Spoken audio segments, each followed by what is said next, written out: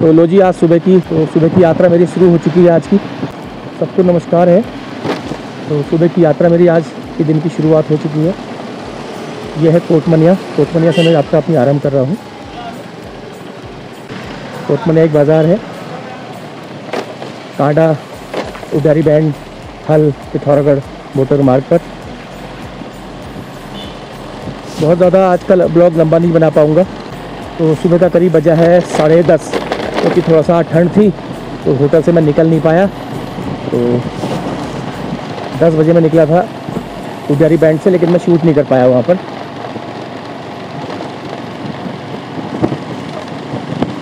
तो ये मार्ग पिथौरागढ़ बागेश्वर को जोड़ता है और मुनस्यारी को भी जोड़ता है, बागेश्वर से हल को जोड़ता है। और यहाँ से आप बेरीनाग होते हुए गंगोली हाट भी जा सकते हैं वहाँ को, और वहाँ से सीधा घाट पनार होते हुए पिथौरागढ़ आ सकते हैं और टनकपुर को जा सकते हैं। बागेश्वर से जाने वाला मुख्य मार्ग है ये।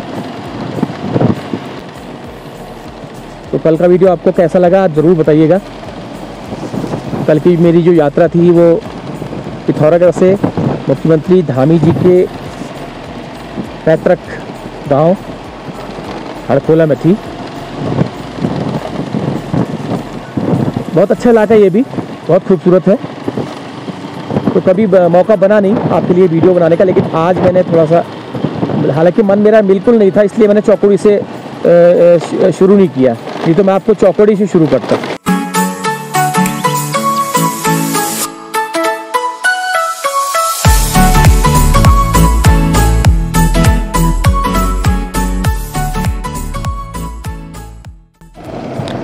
तो ये बागेश्वर पिथौरागढ़ थल मोटर मार्ग भी मुझे मेरे पसंदीदा मोटर मार्ग में से है। तो मैं बागेश्वर की सीमा में प्रवेश कर चुका हूँ, बागेश्वर डिस्ट्रिक्ट की।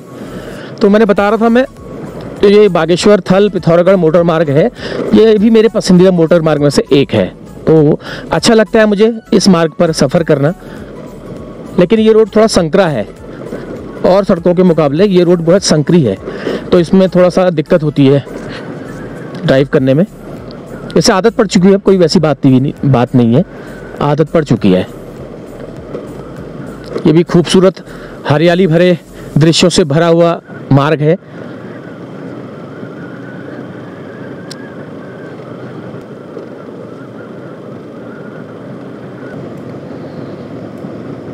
दोनों तरफ बांस के जंगल ही जंगल है, बीच में सड़क है, और नीचे जो है आबादी वाला इलाका है, गांव है नीचे, लगातार लाइन से गांव बसे हुए हैं। दुधिला, ये दुधिला स्टेशन है, 2-4 दुकानों का स्टेशन है, इसके नीचे भी गांव है।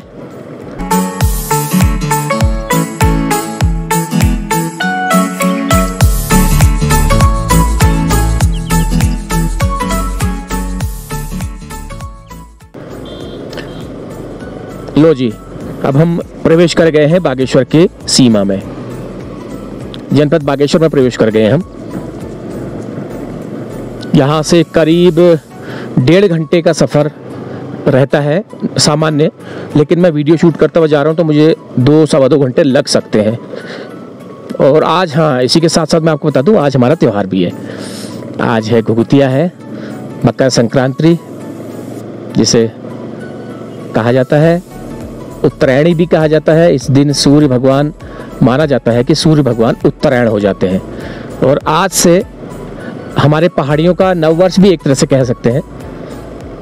तो सबको आपको बधाइयाँ घुघुतिया के पर्व की।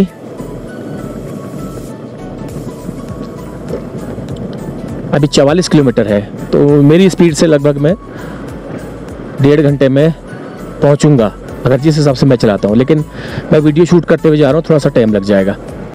तो अगला स्टेशन आएगा कमेडी देवी।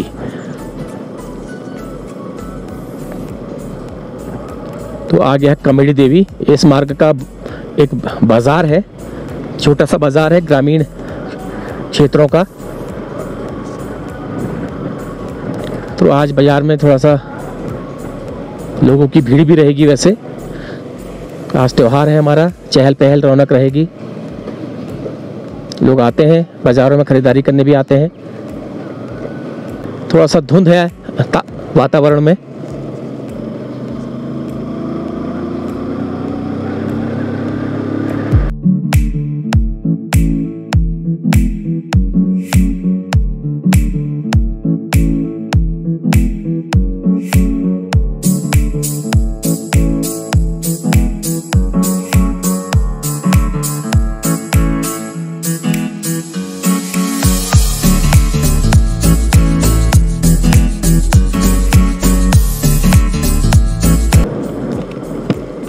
बहुत खूबसूरत इलाका है। और ऊपर यहाँ क्रिकेट मैच भी चल रहा है, लड़कों का, गांव के लोगों का क्रिकेट मैच चल रहा है। और ये शतक से मात्र 100 रन दूर, शतक से मात्र 100 रन दूर रहे हैं। और थोड़ा सा मस्ती, लेकिन इलाका बहुत अच्छा है, बहुत ज़्यादा प्राकृतिक संपदाओं से भरपूर है। बांज के पेड़ भी हैं और चीड़ के पेड़ भी नज़र आ रहे हैं, बांज के भी हैं। हमारे पर्यावरण के लिए बहुत ज़्यादा अमूल्य वृक्ष है। और चीड़ जो है हमारे पहाड़ के लोगों की, गांव की लोगों की ज़िंदगी का एक बहुमूल्य हिस्सा है। उसके बिना हमारे पहाड़ में लोगों की, गांव में लोगों की कल्पना नहीं की जा सकती है। ये चीड़ के हमारी लकड़ी जलावन के काम आती है और इससे लीसा निकलता है, जो कि हमारे सरकार की रेवेन्यू का भी एक बड़ा आधार है। और इसके तनों से, मोटे तनों से तो तख्ते बनते हैं, जो हमारे घर के छतों में, जो उल्टी छत में जो तख्ते लगाए जाते हैं वो काम आते हैं।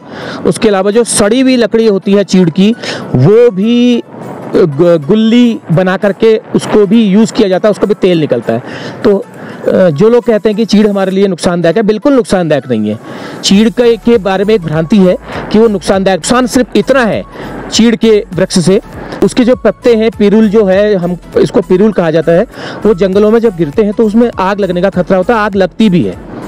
तो इसलिए पिरुल हमारे लिए थोड़ा सा इस मामले में हानिकारक होगा, लेकिन वैसे पिरुल हमारे लिए हानिकारक नहीं है। सिर्फ आग जो लगती है, इसके पत्ते जो है बेहद ज्वलनशील होते हैं। तो उसके लिए भी गांव-गांव में संगठन बने हुए हैं, इकाइयाँ बनी हुई हैं जंगल की आग को रोकने के लिए।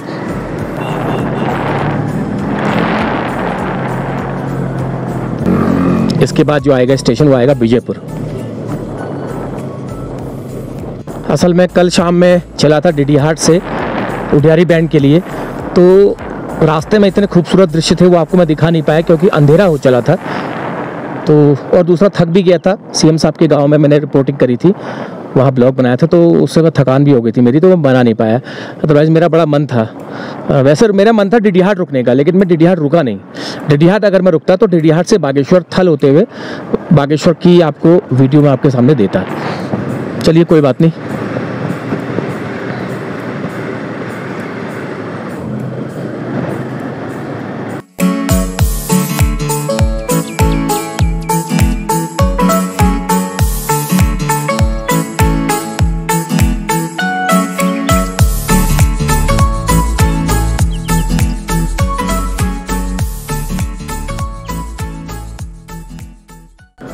अब आया जी बिगुल कांडा, छोटा सा खूबसूरत स्टेशन है। यहाँ पर एक रिजॉर्ट भी बना हुआ है, ये नाम नहीं याद है। ये बिगुल है। यहाँ से जो आप बाया ये बीच का रास्ता ले करके आप शेरा घाट रोड में भी मिल सकते हैं। यहाँ पे एक पैदल रास्ता है, जाते हैं लोग, बहुत गांव है इस बीच। बिगुल कांडा है, ये छोटा सा मार्केट है बिगुल। अति रमणीक स्थल है, अति सुंदर। तो ठंड हो रही है, मेरे हाथों में ठंड लग रही है, लेकिन मैं आपको इतना सुंदर दृश्य दिखाने से नहीं रोक पा रहा अपने आप को, इसलिए मैं एक हाथ बाहर निकाल करके मोबाइल पकड़ के शूट कर रहा हूँ इतना सुंदर दृश्य आपको दिखाने का। और ये इस मार्ग पर पड़ने वाला टी पॉइंट है, तो अच्छा शॉप है ये। तो यहाँ पर अच्छी क्वालिटी की चाय मिलती है। और विजयपुर जो है अपने चाय बागानों के लिए भी प्रसिद्ध है। यहाँ पर नीचे आप देखेंगे तो आपको चाय बागान नज़र आएंगे, लेकिन मेरा अभी वहाँ पे जाने का मन नहीं है। तो आ गया जी विजयपुर। इस आसपास के ग्रामीण इलाकों का एक बड़ा बाजार है विजयपुर। काफ़ी सुंदर जगह है, देखिए बहुत सुंदर जगह है, बहुत ही सुंदर। देखिए बाजार है, क्या दुकानें हैं, 8-10 दुकानें तो हैं यहाँ पर, होटल्स भी हैं और बैंक वगैरह भी खुल गए हैं। 2 बैंक हैं यहाँ पर, राष्ट्रीय बैंक है। इसका मतलब आप लगा सकते हैं कि ये कितने बड़े इलाके का एक बाजार होगा।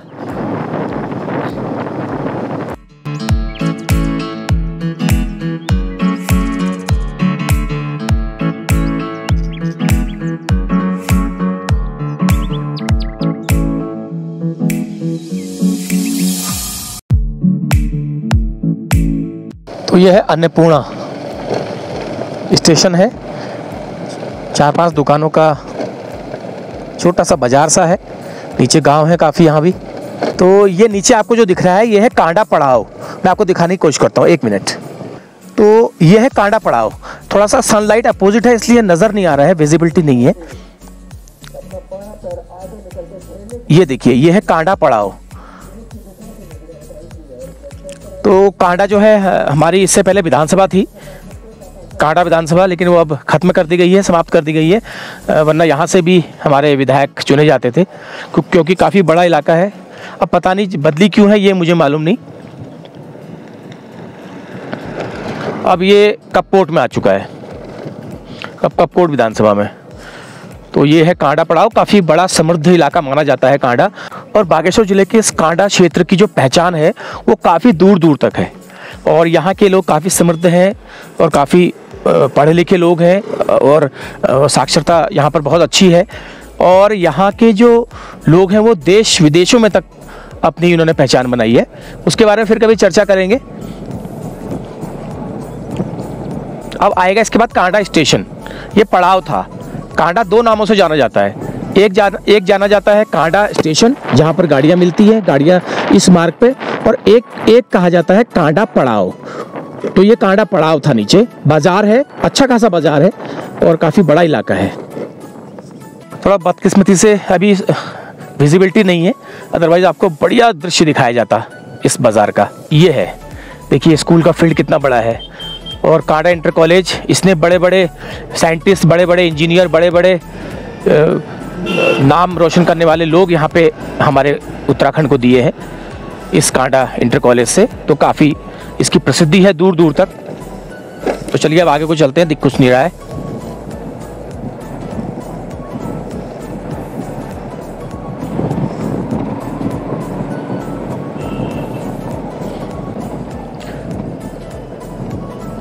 ये तहसील है, कांडा की तहसील।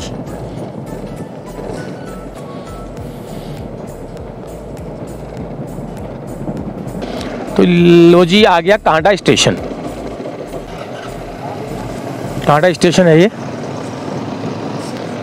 तो ये है स्टेशन, यहाँ से गाड़ियाँ वगैरह मिलती हैं, गाड़ियाँ यहाँ से लगती हैं। ये जाएगा कांडा पड़ाव को, ये रास्ता कांडा पड़ाव को जाएगा।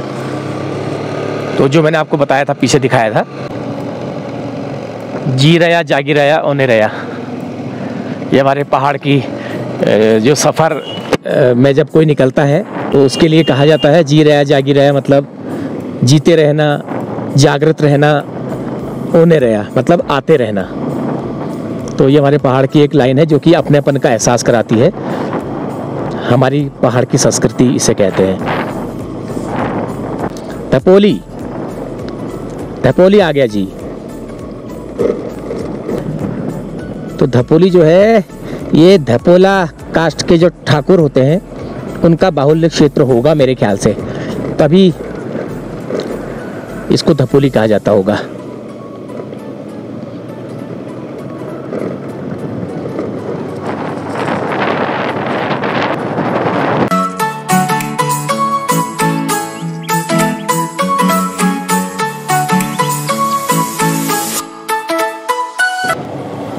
तो इस मार्ग पर पड़ने वाला एक पेट्रोल पंप है, पहले नहीं था, ये नया बना है।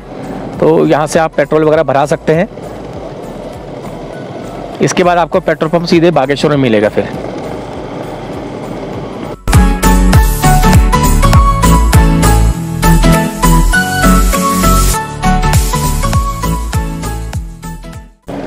यह आया जी सात चौरा। सात चौरा नाम के पीछे कुछ अलग सा लग रहा है। इसका मतलब कोई यहाँ पर सात कोई गांव होंगे या सात कुछ होगा, क्योंकि हमारे पहाड़ों में इस तरह से नाम रखे जाते हैं। सात चौरा, आठ शिलिंग, त्रिकोट। तो संख्याओं के आधार पर नाम रखे जाते हैं, तो कोई ना कोई उसका मतलब ज़रूर होता होगा। अब आया घिंगारू तोला। इस मार्ग का एक मुख्य बाजार और स्टेशन है घिंगारू तोला। काफ़ी बड़ा बाजार है और रोज़मर्रा की ज़रूरत की भी यहाँ पे आपको सारा सामान आपको मिल जाएगा। घिंगारू तोला मार्केट है ये।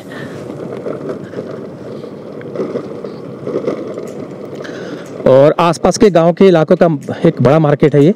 तो यहाँ पे बैंक भी है, SBI का बैंक भी है इसका मतलब।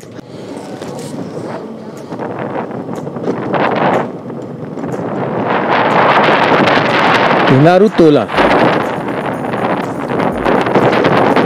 यहाँ से भी हिमालय काफ़ी शानदार नज़र आता है, लेकिन आज बिल्कुल धुंध है। तो सामने आपको जो स्पेस दिखाई दे रहा है वहाँ पर पूरा विराट हिमालय बिल्कुल श्वेत नज़र आता है जब मौसम सही साफ हो तो।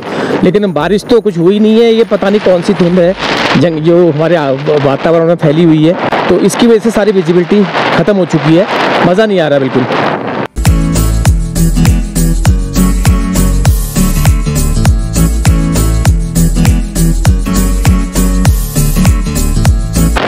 HNT बुबू धाम मंदिर है, ये लोक देवता का मंदिर है हमारे, ये ऊपर है, फिर कभी जाएंगे।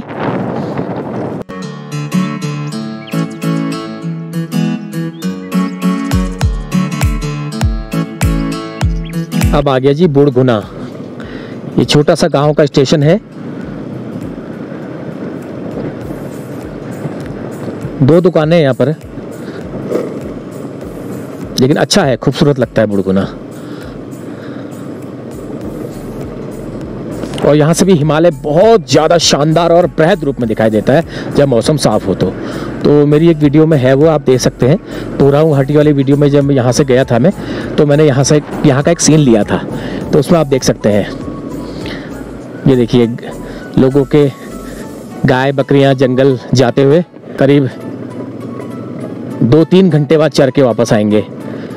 तो इसी से आजीविका चलाते हैं गाँव के कुछ लोग।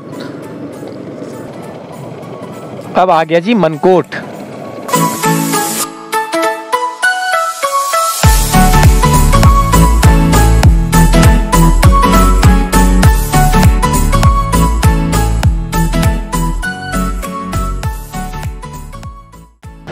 अब हम अपने सैनिक भोजनालय में मनोज भाई के होटल में खाना खाएंगे, और उनका जो खाना होता है बहुत शानदार होता है, इसलिए मैंने नाश्ता नहीं किया था सुबह जानबूझकर, क्योंकि मुझे उनके खाने का स्वाद लेने की इच्छा थी। तो थोड़ा सा रह गया है और करीब 12:30 होने वाला होगा, 12:30 हो चुका है, 12:20 हुआ है वैसे। तो अब बस ज़्यादा दूर नहीं है, समझ लो बागेश्वर आ ही गए। अब हम टहलते टहलते गिरते पड़ते पहुंच ही जाएंगे, कोई दिक्कत नहीं है। तो यह है छाती मनकोट का इलाका है, वो सामने है, उधर जाना है मुझे, उधर रुकूंगा।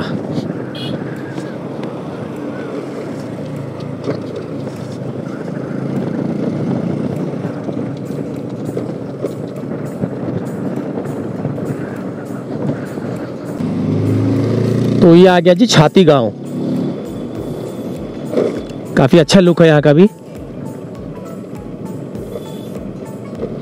तो यहाँ पर हम करेंगे खाना।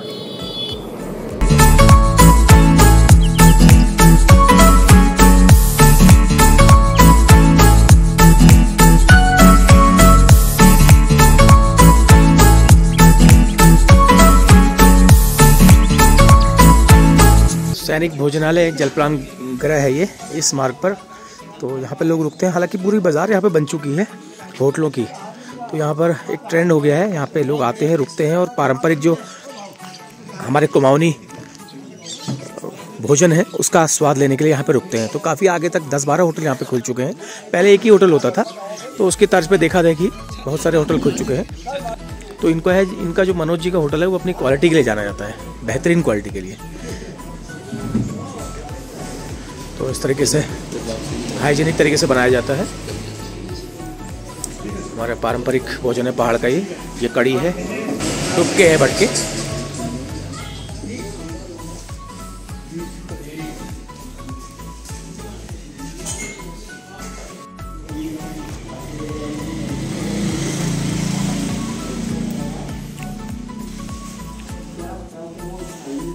ये हमारे पारंपरिक भटके डुबके और पहाड़ी नमक है। ये देखिए, ये पहाड़ी नमक है पिसा हुआ, और ये भटके डुबके हैं, बहुत शानदार होते हैं। अभी गरम गरम हो रहा है, इसको मैं खाता हूँ, फिर यहाँ से चलता हूँ। और भाई क्या हाल है, क्या इरादा है? क्या इरादा है? तो देखिए ये सारे होटल्स बने हुए हैं यहाँ पर। तो एक की तर्ज पे सभी लोगों ने यहाँ पर एक पहाड़ी ढाबे टाइप के खोल लिए हैं, लेकिन ये सब चलते हैं और यहाँ पर पारंपरिक कुमाऊनी भोजन ही आपको मिलेगा। तो संडे को खासकर यहाँ पे बहुत ज़्यादा भीड़ रहती है छुट्टी के दिन। तो लोगों ने अपने होटल्स को सजाया भी है, बढ़िया तरीके से आकर्षक बनाया है ताकि लोग रुकें। पहले यहाँ पे एक ही हुआ करता था, एक होटल हुआ करता था।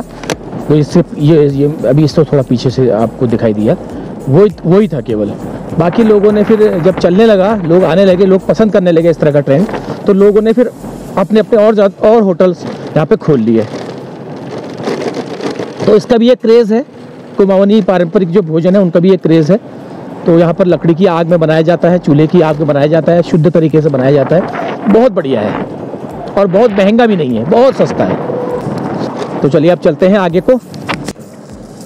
अब बागेश्वर यहाँ से थोड़ा सा रह गया है। तो अक्सर इन मार्गों पर आने जाने से, यात्रा करने से आपको पहाड़ का ठेठ कल्चर भी आपको दिखाई देता है, बिल्कुल ठेठ पहाड़ियत आपको दिखाई देती है। इसीलिए मुझे ये सब पसंद है और आपको यही चीज़ मैं दिखाना भी चाहता हूँ। अगर यहाँ की प्राकृतिक गरिमा को बरकरार रखा जाए तो पहाड़ों में सुकून है। लेकिन यहाँ भी बाहर से आकर के आप गंदगी फैलाएंगे, हुड़दंग मचाएंगे, अराजकता फैलाएंगे, यहाँ के लोगों की शांति भंग करेंगे, तो तब यहाँ की भी गरिमा खत्म हो जाएगी। पहाड़ों की जो उसका कोई मतलब नहीं रह जाएगा।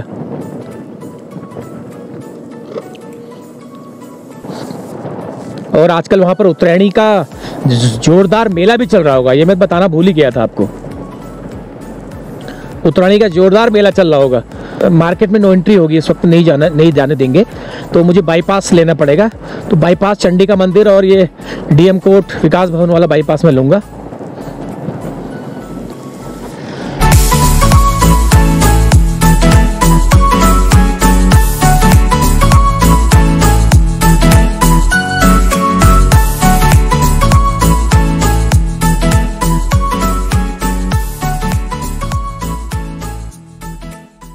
ये जो नीचे वाला हिस्सा है ना, इसमें प्लेन खेत हैं और केले के पेड़ हैं, ये मुझे बड़ा आकर्षित करते हैं इस मार्ग पर। नाम पता नहीं क्या है इस गांव का, लेकिन अच्छा लगता है।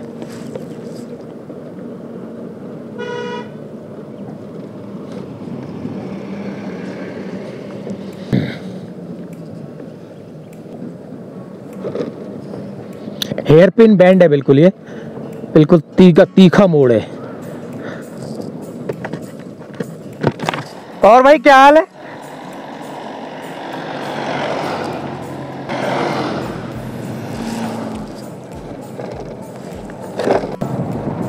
अच्छा गांव है, देखो सुंदर लग रहा है गांव, और केले के पेड़ इसकी गांव की खूबसूरती को और ज्यादा बढ़ा रहे हैं।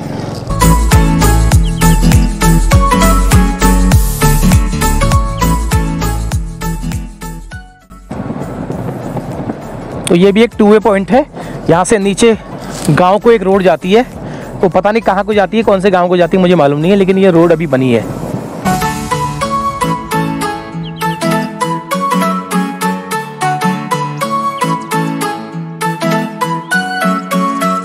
तो बाईपास होते हुए मैं पहुंच गया हूँ डीएम कोर्ट की तरफ, क्योंकि उधर से तो बैरियर लगे थे, जाने नहीं दे रहे थे, क्योंकि अंदर मेला है शहर में, तो पैदल यात्रियों को ही अंदर जाने की अनुमति है, बाइक वाले नहीं जा सकते।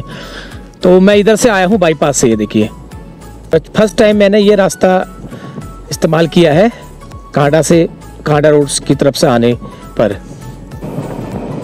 तो ये इलाका भी बागेश्वर का बहुत सुंदर लगता है, बहुत शानदार इलाका है ये डीएम कोर्ट वाला इलाका है, इसको बाईपास के रूप में भी इस्तेमाल किया जाता है। कांडा की तरफ को किसी ने जाना हो तो ये वाला मार्ग इस्तेमाल किया जाता है। और इस मार्ग पर बड़े बड़े तमाम ज़िले के बड़े बड़े कार्यालय यहाँ पर मौजूद हैं। देखिए कमांड हाउस नज़र आ रहा है, इसके बाद डीएम ऑफिस आपको सामने दिखेगा। ये जिला मजिस्ट्रेट का कार्यालय है, देखिए। तो मैं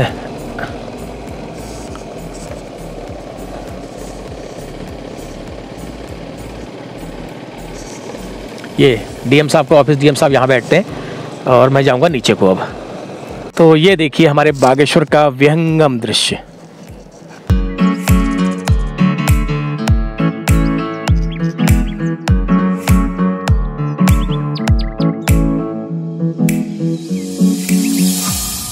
इस रोड से आने पर एक एडवांटेज तो मिला है।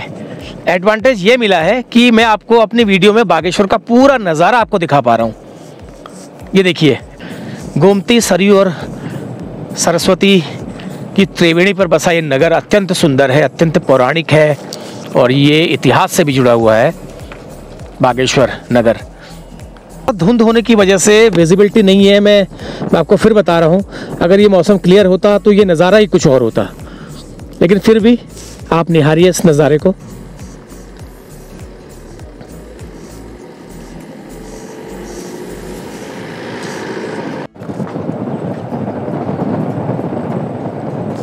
यह है विकास भवन इस तरफ और पुलिस अधीक्षक कार्यालय भी इसी तरफ है। ये जो मार्ग में मैं जाऊंगा ये तहसील रोड वाला इलाका है। मुझे जाना है गांव, लेकिन मेरे को थोड़ा फेरा पड़ गया, लंबा पड़ गया मुझे।